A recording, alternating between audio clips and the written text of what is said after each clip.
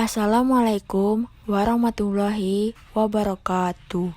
Perkenalkan, nama saya Siska Junita Oktaviani dengan nomor BP 1910951003. Di sini saya akan menjelaskan tentang material magnet. Yang pertama kita bahas yaitu sifat-sifat dasar kemagnetan, yaitu ada magnetisasi.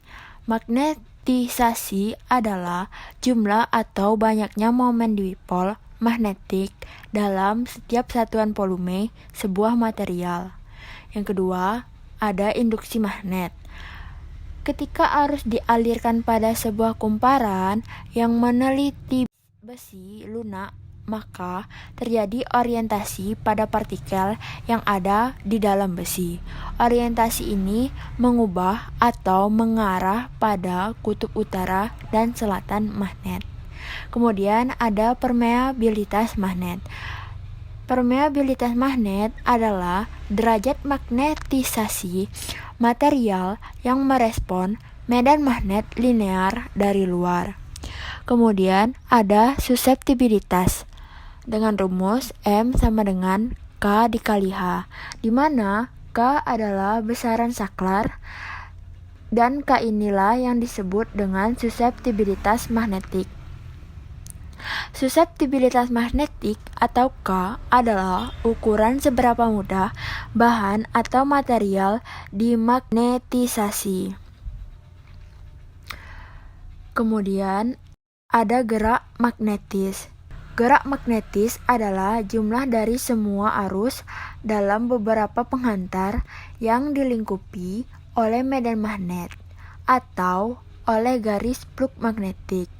Plug magnetik terjadi apabila medan magnetik menembus sebuah bidang. Kejadian inilah yang disebut atau yang dinamakan dengan plug magnetik. Kemudian kita akan membahas jenis-jenis bahan magnet.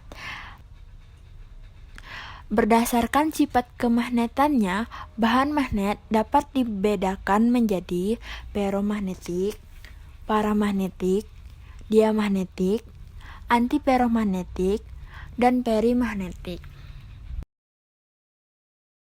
Kita akan mulai pembahasan ini dari diamagnetik.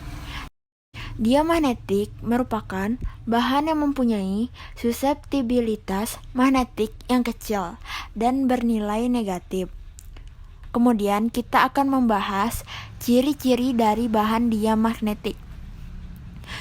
Ciri-cirinya adalah bahan ini resultan medan magnet atomis masing-masing atom atau molekulnya adalah 0 dan tidak memiliki dipol magnet permanen. Uniknya, jika bahan ini diberi magnet atau medan luar H, maka akan muncul momen-momen dipol magnet yang arahnya berlawanan. Seperti ini. Misalkan kita beri H atau medan luar magnet ke arah kanan, maka akan muncul momen-momen dipol magnet yang arahnya berlawanan. Tadi kita arahkan ke kanan, maka momen-momen dipolnya akan mengarah ke arah sebaliknya, yaitu ke kiri. Dan apabila magnet luar H tadi dihilangkan, maka molekul diamagnetik akan kembali seperti semula. Kemudian jika selenoida dimasukkan bahan ini, induksi magnetik yang timbul akan lebih kecil atau mendekati 0.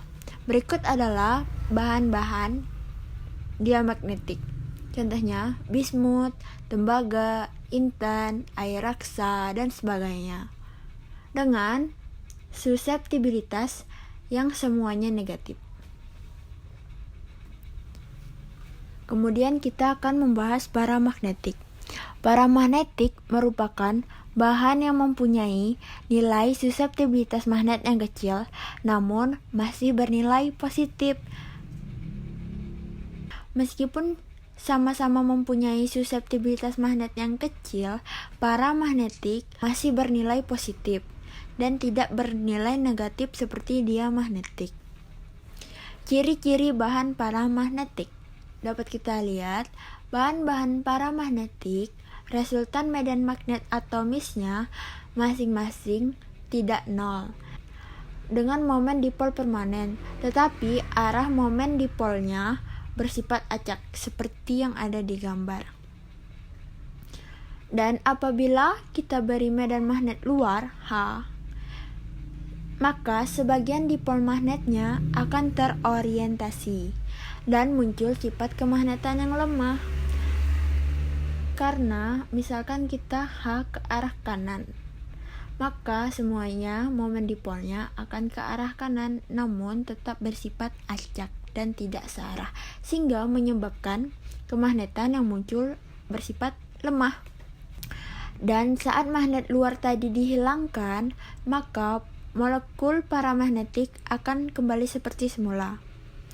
Kemudian, jika selenoida dimasuki bahan paramagnetik, maka akan dihasilkan induksi magnetik yang lebih besar dibandingkan dengan diamagnetik. Ada permeabilitas bahan paramagnetik adalah mu lebih besar dari mu nol.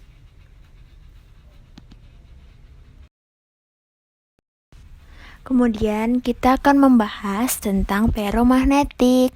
Feromagnetik merupakan bahan yang memiliki nilai suseptibilitas magnetik positif yang sangat tinggi.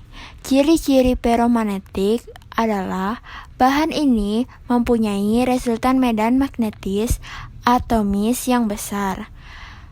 Bahan ini tetap bersifat magnetik sangat baik sebagai magnet permanen. Dan walaupun bahan feromagnetik ini tidak diberi medan luar H, bahan ini tetap bisa memiliki momen dipol yang searah. Kemudian, jika selenoida diisi bahan ini, akan dihasilkan induksi magnetik yang sangat besar, bisa ribuan kali dari bahan paramagnetik dan diamagnetik tadi. Permeabilitas bahan ini adalah mu lebih besar dari mu nol. Contoh bahan ini adalah besi, nikel, kobalt, gadolinium, dan europium. Lalu kita akan membahas tentang bahan antiferomagnetik. Bahan antiferomagnetik dapat digambarkan oleh dua jenis atom dengan momen magnet berlawanan arah atau disebut dengan antiparalel. Jika tidak ada medan luar, besarnya momen magnet antiparalel akan seimbang sehingga magnetisasi total sama dengan nol, atau besarnya momen magnet tersebut akan saling mentiadakan.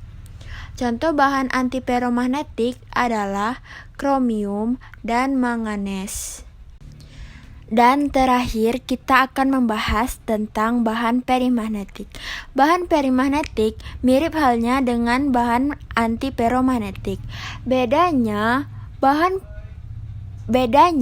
pada bahan perimagnetik, momen magnet masing-masing atom tidak sama, sehingga memiliki magnetisasi spontan M yang tidak sama dengan nol karena dia berbeda nilai dan tidak saling mentiadakan, walaupun tanpa adanya medan magnet luar.